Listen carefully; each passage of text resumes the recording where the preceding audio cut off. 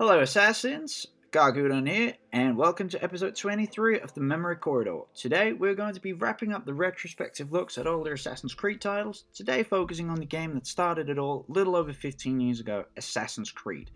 Joining us on the show once again for this is fellow The One Who Came Before team member Michael Smith, and guest hosting this is Declan, who hosts the Let's Talk Assassin's Creed podcast, who I will now give the word to.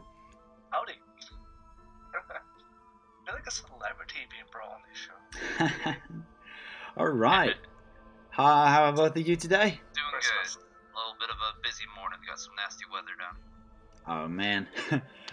But luckily we are now going into the Animus and hopping back to the Third Crusade across the Holy Land in the warm Middle Eastern weather. Alright, I'm gonna let you folks take it from here.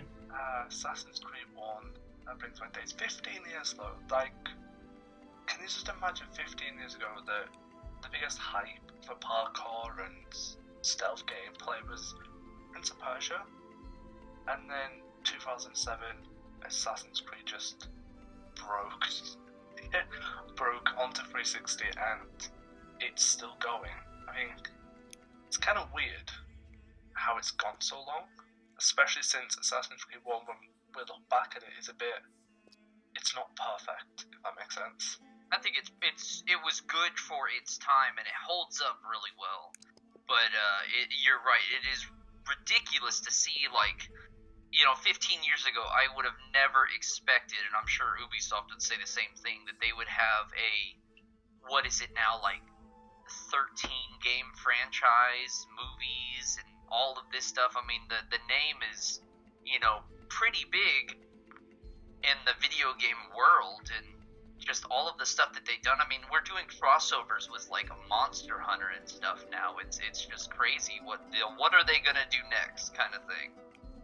Looking at what Assassin's Creed 1 started, I think the whole idea of history as a playground is kind of phenomenal, because you're never going to run out of history, and you're never going to run out of fights for freedom, or even if you want to play the devil's advocate, points where the assassins may be bad guys. So having one game start that is weird but great.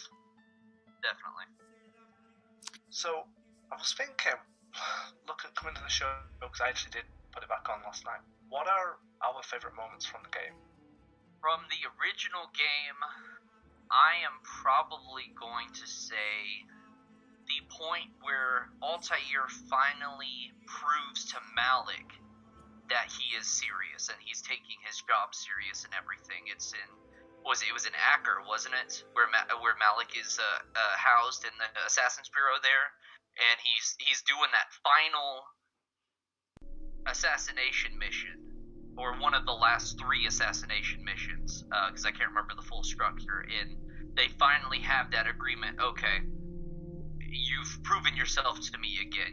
Yes, you may have caused the death of my brother, and yeah, I lost an arm from it, but I can see that you've learned from your mistakes, and I forgive you for that. And it's strengthened their brotherhood, which I think is a key element for what was going to end up having the rug pulled from beneath their feet and having to say, okay, cool, hey mentor, guess what, we've made up, but now you're the bad guy, so we have to go after you, Al-Mualim.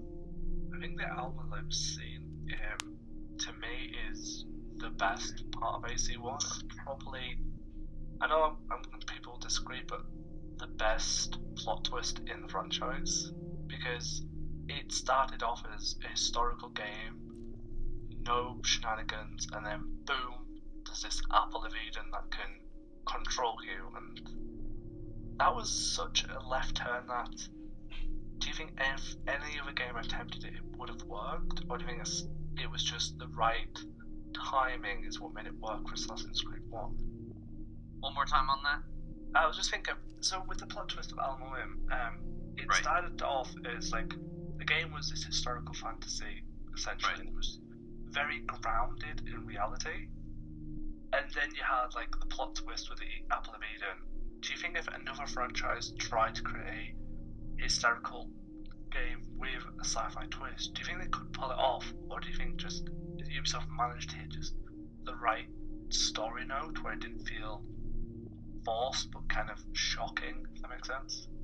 So as far as the plot twist of Al-Mualim coming out as the what is it? Is it Grandmaster of the Templars? What's the top role? I can't remember. I think it's actually the top role's Father of Understanding, isn't it?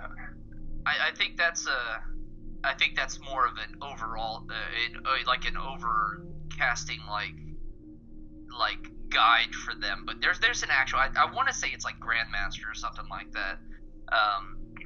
But him being the bad guy, I think that definitely it was a very strong twist because it makes sense. You know, he's wanting the apple. He's obsessing about it and everything. And it looks like he's just really teaching his star pupil that he raised, which you learn in the novel and later games.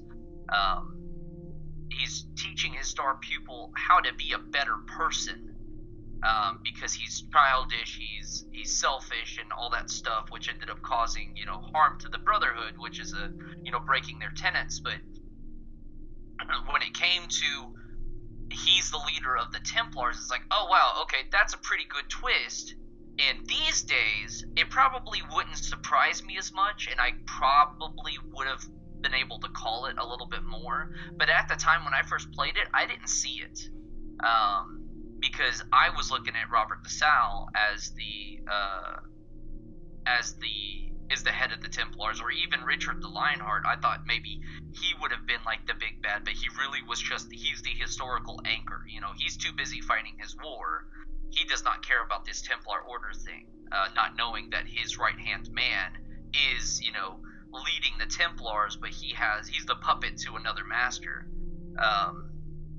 But I think what makes Assassin's Creed unique in its sci-fi element is the fact that they avoided time travel and kept it to just reliving your memories or the memories of your ancestors, because if they had gone the time travel route, that's something we would have seen everywhere, and outside of maybe one or two instances where it kind of felt like the person in the Animus was actually like manipulating history and changing it, it never was. Everything in the Animus is set in stone.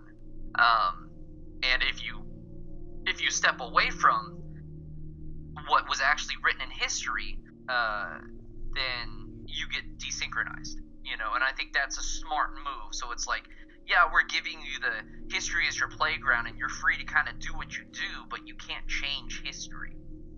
Nothing that we've seen yet has had it to where something had actually changed. I mean, even if they went the route of saying, oh yeah, Altair has the apple now, let's say that we had Altair go ahead and change this and just stop the Third Crusade then and there, then all of history would have changed. But they can't do that because it kind of defeats the purpose of the entire game.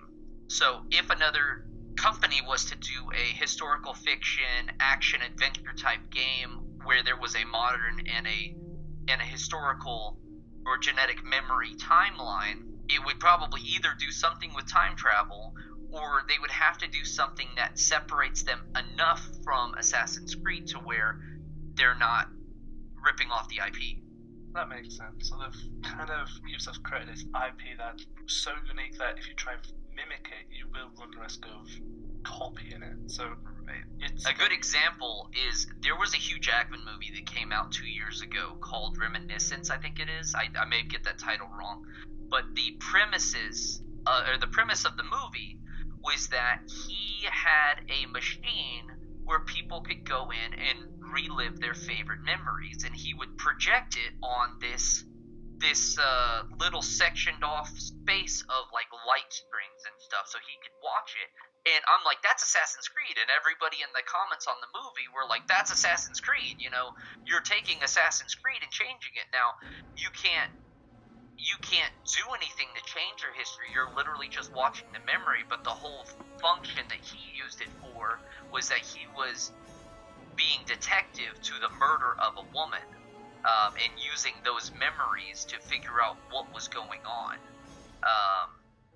But like the entire time I'm watching the trailer, I'm like, this is Assassin's Creed. You can't say it's not.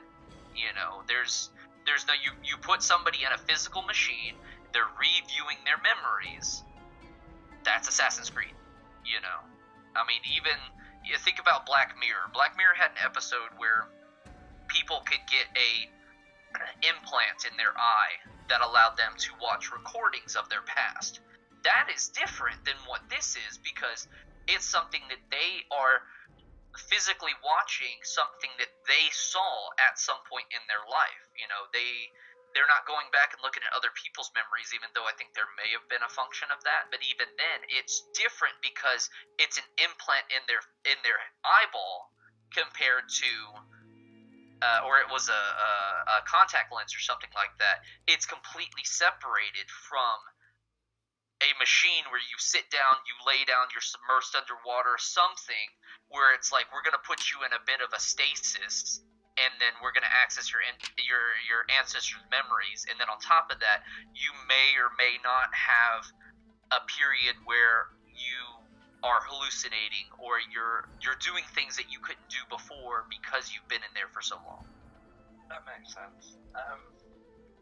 So one of the questions I was going to ask, on the gameplay perspective, how do you think the gameplay's evolved? Because the gameplay for Assassin's Creed 1 was, in my opinion, more akin to Prince of Persia's Sands of Time and that before it.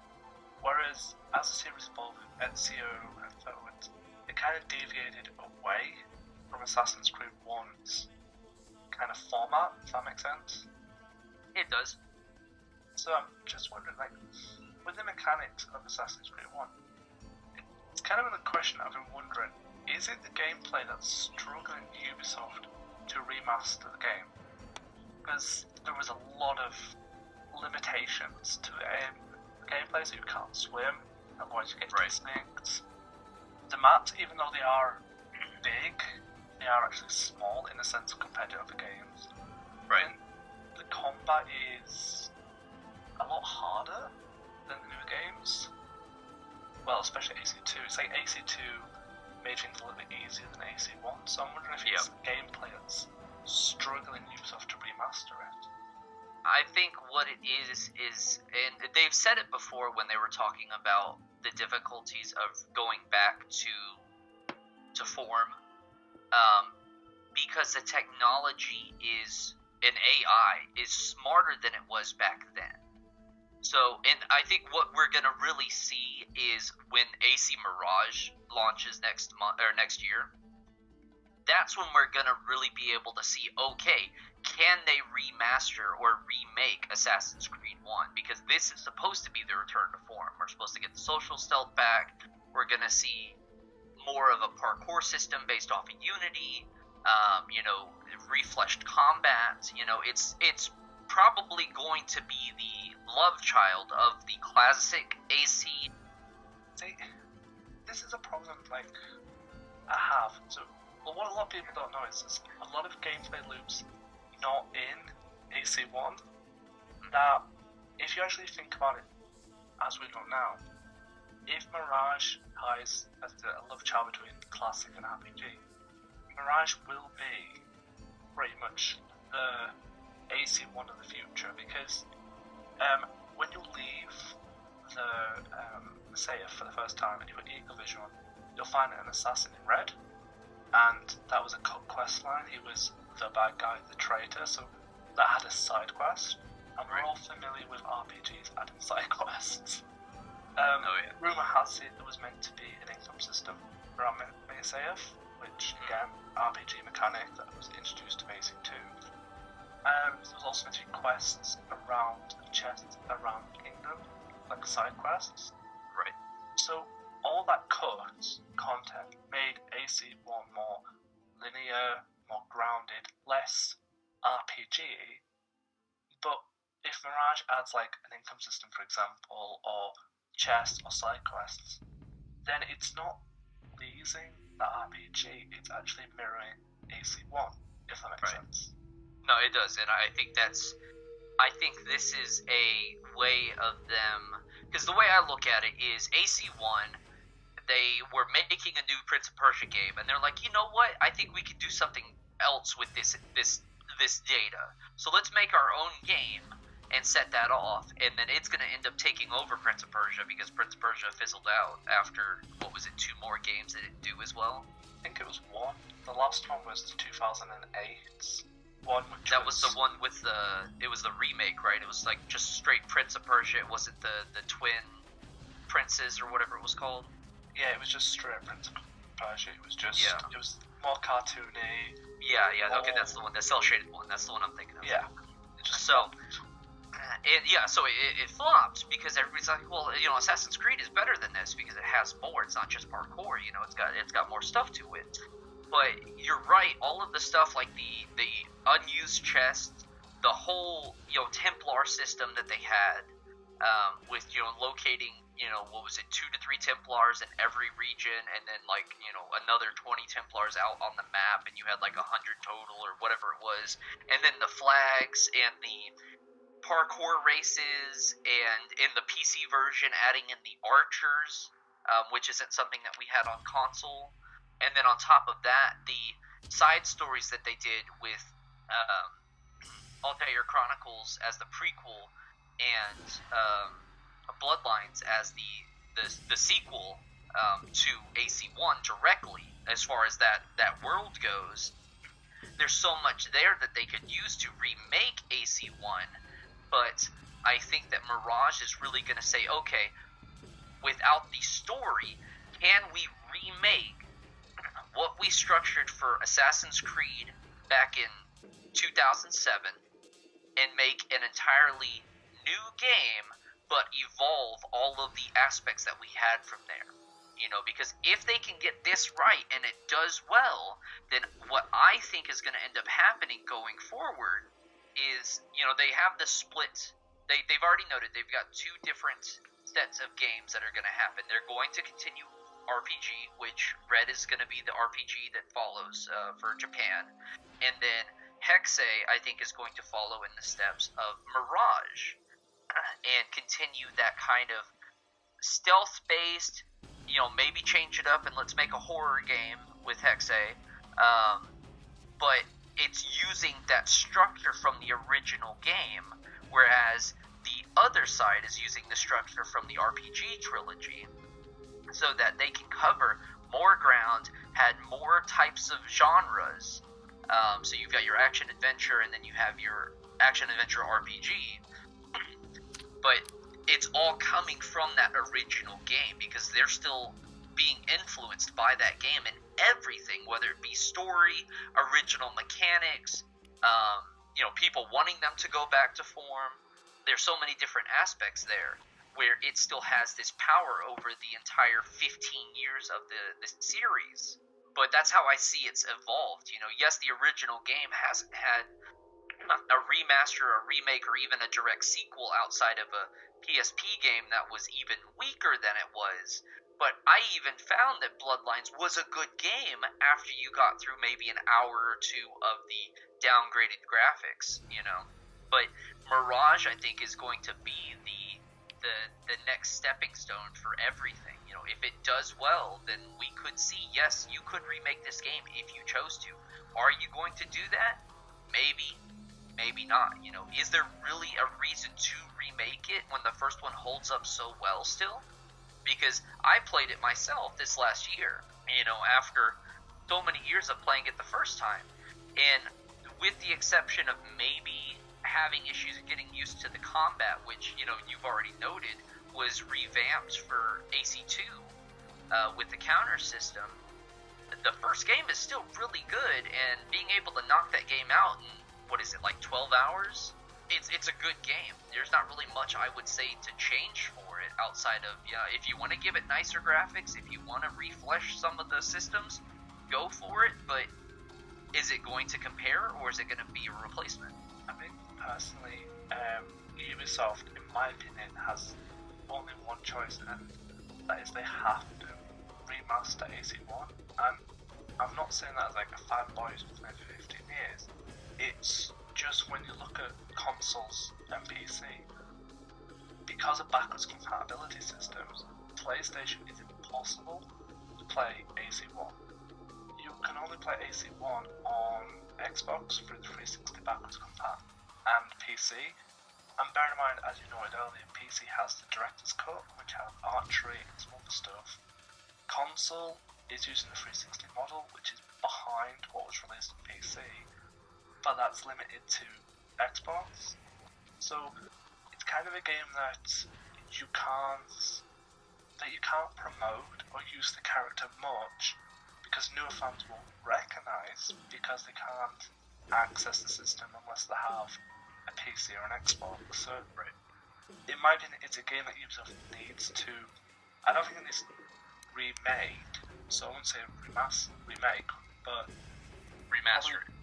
Yeah, like ported to. And I agree with you. I think it's going to be the same way that when they remastered The Last of Us on the PS4. You know, they did a little bit of changes, but it was mainly just a graphical upgrade. And then when they redid it again for the PS5, they remade it. You know, at least that's my understanding, but I completely agree with that. Remaster it, try to implement all of the stuff from the various versions. So you have like one ultimate version of Assassin's Creed 1. It's got all of the stuff from the director's cut without actually calling it director's cut. It's got better graphics, and then maybe throw in some extra stuff for, you know, Cyprus and Bloodlines. But that there may be the issue, because porting a game from PC to console, I think, is a lot easier than porting from a handheld, a downgraded handheld like the PSP or the DS to console. We do know there's a team behind it that can do it because Assassin's Creed Liberation, which was PS Vita, has been ported to Assassin's Creed 3 Remastered. So there is a team that can port PSP Vitas to a thing, and I really think they should, because one overlooked mechanic from Chronicles is the grappling hook, and everyone says grappling hooks don't belong in Assassin's Creed, especially with Syndicate. But Altair had one. Well, you know, make that more canon. Make Altair more grappling hooks, that'd be fun. So I think we'd better touch on some characters. I'm trying to remember if the only character ever stands out is Alma. The others were great, especially with each Templar you killed had a unique feel to it and a unique story. But I just keep being drawn back to Alma whenever I think of characters. It's just that story of the mentor scolding his child for breaking the laws, and then suddenly at the end it's like, huzzah, I am going to rule the world. Essentially. I think there's definitely a good cast of characters in Assassin's Creed 1, but it's very heavy on the Templar side, which I think may have been a conscious decision on the writers, because you've got Al-Mualim, he's your leader, then you've got his two, you know, greatest apprentices, which is Altair and Malik, and of course, one is, you know, stronger than the other.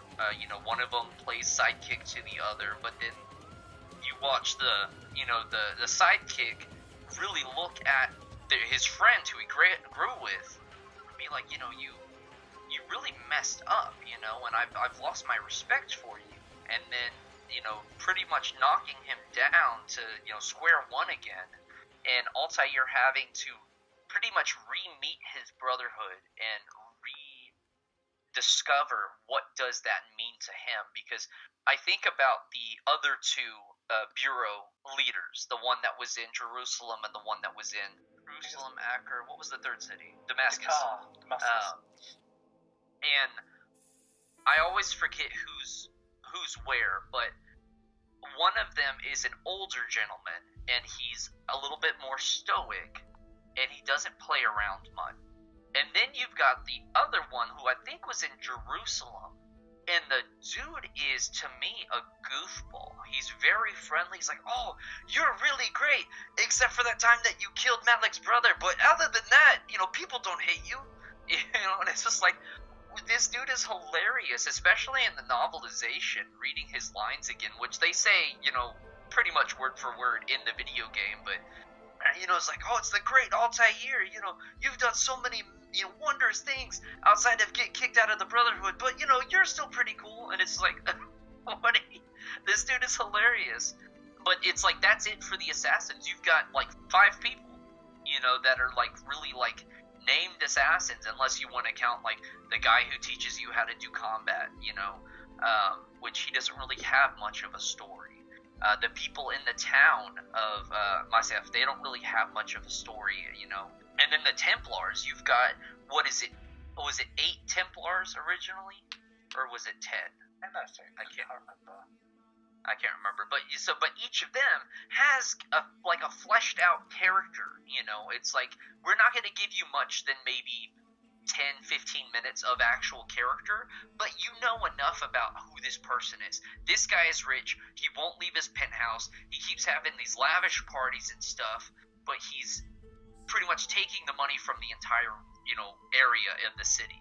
You've got one who is, down in the marketplaces, getting in people's faces, attacking them if they say the wrong thing, and he's like, people fear him. You've got the warehouse worker. You've got, all of these things. You've got the ship captain. All of these different characters, and they all are different from each other. It's almost like a rogues gallery, like Batman. No 2 Batman villains are the same, minus some that have similar, qualities. But in the first game, no 2 Templars in Altair's, hit list are the same. And then you hit that final note of, oh yeah, you've dealt with all of these people, you don't know these people, you've only learned the negatives of these people, and you kill them. Yes, I can, And then it's like, oh, we're going to go ahead and now we're going to flip that script and say, okay, you know this person, you love this person because they raised you, but now you've realized that they're the one who's been pulling the strings the entire time. Can you kill him? And it's like, oh, wow, okay, I went to, oh, yeah, all of these guys are bad guys, but it's like, are we the baddies, or is it just that we're being run by a baddie? That's an interesting question, are we the baddies, or, are we run by the baddies? Because that's something that's evolved with the franchise as it goes on. When you look at, like, Rogue's a great one for it, assassins do something right, but it goes horribly wrong, and they are the victim, they're the villains of the stories. Shade defecting is the right move, in my opinion, because that's when the assassins are the villains. But there's always that moral grey area for the franchise since AC1 where you debate, are assassins the villains or the heroes? Right. Who gets to decide this person deserves to die? Yeah, they're doing bad things, but, what gives you the right to kill them? Because, it comes down to the whole franchise is choice versus control. The assassins want to give you the choice, and the Templars want to control you by making those choices for you. But when you look at the modern day stuff, it's like, yeah, people are more comfortable with being told, oh, you can do this, you can't do this. And if we find that somebody is getting out of control or they're not doing what we want them to do, we're going to go ahead and take care of them. And that's what the Templars do. But the assassins are looking at everything at face value, maybe doing research and saying, yes, this is really bad for the people. But in the closer we get to the modern day, it really comes down to, are they actually hurting the people? You look at, when you're comparing characters from the games, you look at Assassin's Creed 1 and the Templars there. It's in an area during that Third Crusade where it's, religious, it's a religious war. And yes, the people in those cities, they need somebody to save them from these overlords because they can't do it themselves. But then when you get down into, say, like AC3, where we were in the American Revolution, people were starting to revolt. The whole reason we came to America was to get away from the English, and now we have to fight them again because we want our freedoms. That one makes it very well to the assassins, what they're wanting. That's the freedom that the assassins are wanting, in my opinion. But then you also start to look at the Templars in that same time period, because you start with Hatham, you move to Shay, and and then you backpedal a bit and you get back to Edward, if you're going in order of releases, which actually I think 4 was before 3, or I'm sorry, 4 was before Rogue in release period, because Rogue came out alongside of Unity, if I'm not mistaken. But even then, you're really starting to see both sides, why are they doing this specifically, if they were to go the route of, let's do World War II Assassin's Creed, we have to do the Nazi Templars, that's a harder argument to say, yeah, they're trying to control things, but they're killing a lot of people for no reason. Whereas with these other ones, it's more of how is what the Templars are doing in, let's say, I'm trying to think of one where they were taking out a lot of higher power, what would be quote unquote good people, compared to how Altair or Ezio were taking out, just people in power that were, nefarious, it starts to get harder when you move closer and closer to modern day on, yes, this person on face value is a bad person, let's look at, as an example, let's look at Putin. Is a bad guy, there's a war that's going on right now because of him that shouldn't have happened. There's no benefit for this whatsoever outside of a couple of countries are getting more support for things like NATO and things like that. But where is your good and evil on this side outside of there's a good side, there's a bad side, There's no internal conflict, I know you and I, Declan, have read The Mage's Conspiracy. That's a great example of how the games should be story-wise. And it's a very similar example, not to go into any spoilers, where you're taught one thing, and then all of a sudden you're having to use that against a new opposition that you didn't expect. Which I hope that clarifies what I'm saying to you since you read the book. But I understand, and I think this is a good point on how the series has evolved since 1, because 1 gave you that whole good and evil. It's the Crusade. There was a clean break. Templars bad, Assassins good. To coin a phrase from Darby, as you rightly put with history, you can't always make a clean break in history. You cannot definitively say good is good and bad. So how has the franchise evolved to adapt that? Well, in my opinion, they evolved to tell stories about freedom. So let's look at ones that don't actually feature assassins, so Black Flag. How does that evolve from AC1? Because it's not Assassins vs Templars. Well, in fact, what it does better. It says, this is the conflict, these are the two sides, but what if you played a game where instead of Altair being on both sides, you saw the both sides, you saw the impact on the world? Rogue, another good one. When it evolved from AC1, instead of just coining the Assassins are good, Templars bad, it flipped it. I know people will disagree, but the last 2 games, Odyssey or Valhalla, do this best as well. By evolving to RPG, which is some mechanics that have been in the franchise since 1, just adapted better as time goes on. They've evolved the meaning behind Order vs Freedom. If you look at Eivor, and this is not a spoiler, I'm not going to touch spoilers, but Eivor's battle is a philosophical Order vs Freedom. It's an internal battle of freedom versus order, and that's still the same concept from Assassin's Creed 1, but evolved to tell a new narrative where you're not just clean breaking good and bad, because in Valhalla there is a lot of bad factions, and the Norse bad for invading England, the Templars bad for trying to take over. There's a lot of moving parts, there's no definitive clean break. So when you look at that clean break between order and freedom, it's a philosophical meaning. And I think Ubisoft evolving that concept into from just a gameplay mechanic to a story beat, where it could be internal dialogue or it could be reversed, is a great evolution for the franchise because it keeps it fresh. Yeah, makes sense. No, it does, and I think you've hit it on the nose. Black Flag opened up the door to choice. Edward looked at the Assassins, he looked at the Templars, and he was just like, okay, I understand what's going on here, but why do I have to do it the way that you want me to do it? Why can't I just be a good person, and just if I notice that these people need help, I can help them. But if I notice that these people are, pirating, this other people, and I decide to join them, what makes that wrong? I'm trying to survive, and Valhalla does the same thing. And they start off with the trailer. Vikings as these raiding, bloodthirsty people, but in truth, they're just people. They came from farmers. They're just trying to survive. And this is how they do so, is by taking what they need. People may get killed in the process.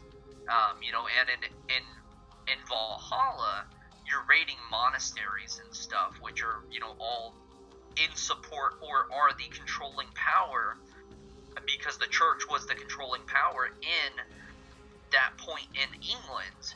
So you're still attacking the enemy in a way. It's just a lot of people looking at face value are going to be like, oh, they just attacked a church. Those aren't good people. They're the devil. They're heathens, they're pagans, because they were pagans. But what they did, outside of, yes, I'm living in this world, my family lived in this world and everything, and all of a sudden this outside force came in and is starting to uproot everything. But, at the end of it, and we can go into history without spoiling anything.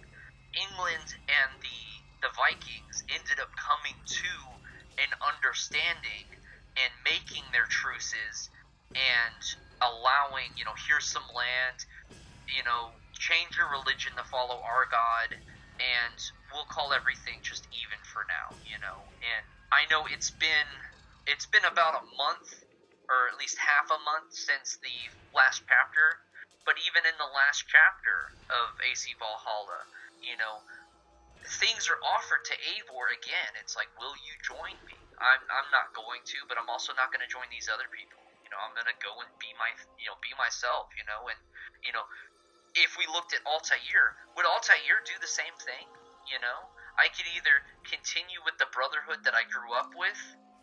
I'm not going to join the Templars because I know what they're doing, but after he got with Maria, did his view of the Templars change? Yes, they are still the evil because there is the bad side, because they are still trying to do a lot of things that are controlling, but does he have a better understanding of what they were trying to do because he was with Maria now? In the time that they grew together, did she teach him?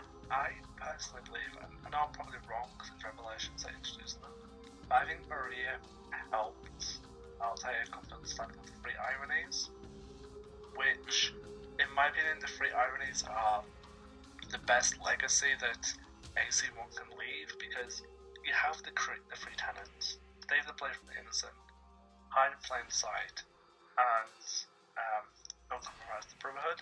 Right. Great tenets, but then the ironies on top of that make you question. So we demand, I think it's something like we stop order, but we demand people follow us in blind faith anyways. Right. I can't remember the other two. What's the other? Oh, I've gone blank.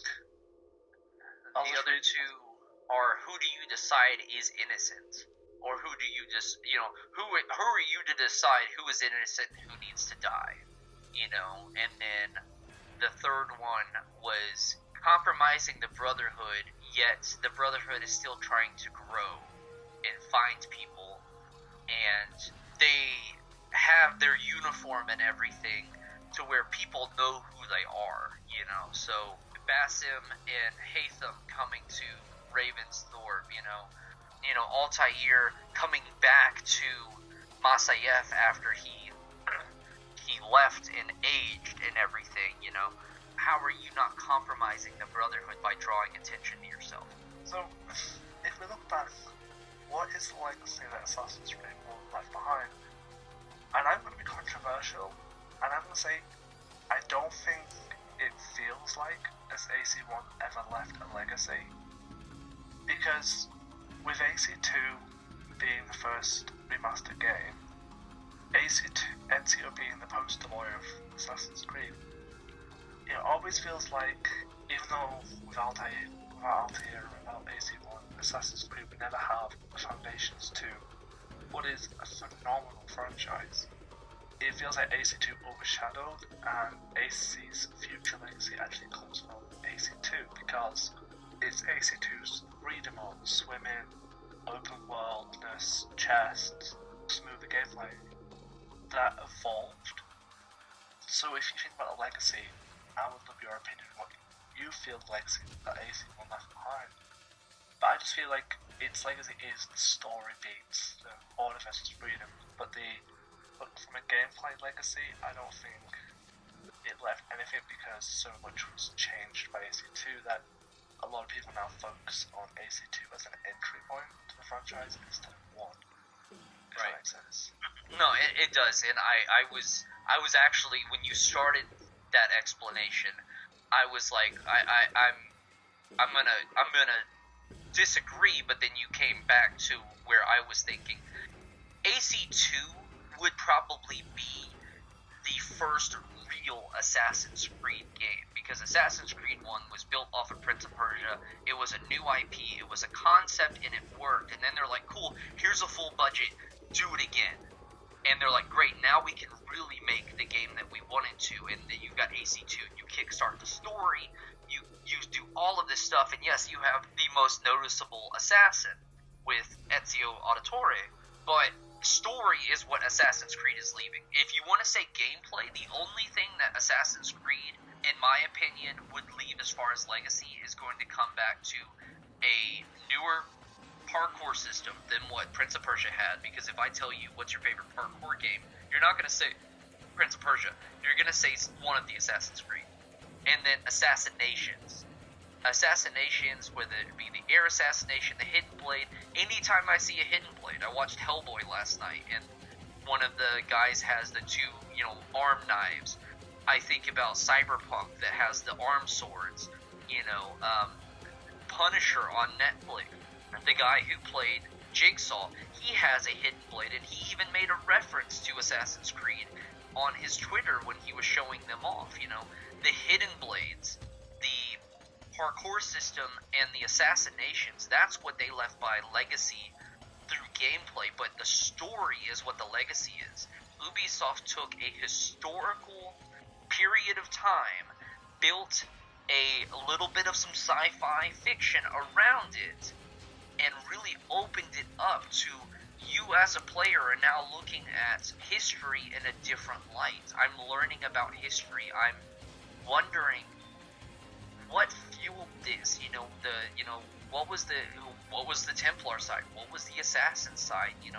How did history play out? I mean, I'm looking at history in a whole different light these days than I did, 6 months ago. I'm now reading more about history. I'm getting more books about history. Assassin's Creed has left a yearning for me to learn about history, and that's its legacy. We're going to give you a historical story. We're going to give you an awesome time period. We're hopefully going to give you some really cool mechanics that are going to make this a fun game. But you're going to learn something, We're teaching you, And then you expand that out with the discovery tours and, the novelizations and all of these history books. And it's just like, that's their legacy. They have brought history in a educational manner that is entertaining. I think that's a legacy that I never really followed because I love history, and I remember spending about an hour a day reading all the little notes about AC1 because I knew nothing about the Crusade outside of Monty Python and Dante's Divine Comedy. Nothing. I knew nothing. So I think the legacy of teaching history is the perfect one because we've all seen the memes of a guy saying, school trip, we got lost in Italy, my friend found the way when we asked him, have you been here? No, I've played Assassin's Creed 2. Right. It's that joke that you've played the history and you know the games that you can remember these routes because it's just history in our eyes, if that makes sense. No, it does, and it's that's a perfect example because I'm the same way with any kind of game, I know about flowers more from doing potions in Skyrim, I know about history of, Cyprus and Italy from playing Assassin's Creed, it's video games in a whole. They're educational, in various ways, but Assassin's Creed is just a really good action-adventure RPG series.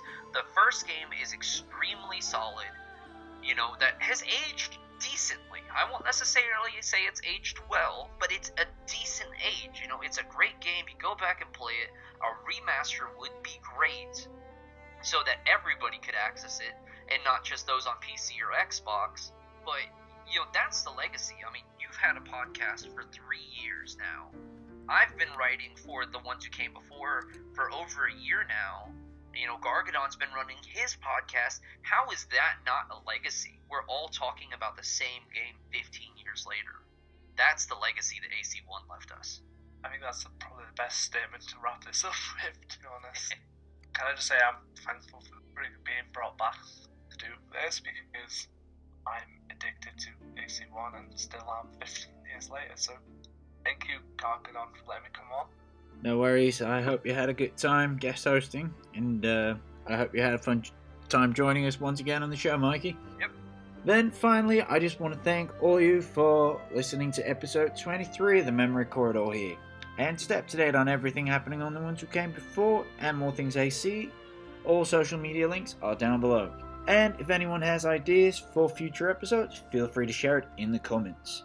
Now, once again, thanks for listening, everyone. We hope to see you for the future episodes. And until those come out, stay safe, everyone, and keep this 15-year in and going strong community going. And then that sums it up for this episode and our retrospective looks at all the older Assassin's Creed titles all of a sudden.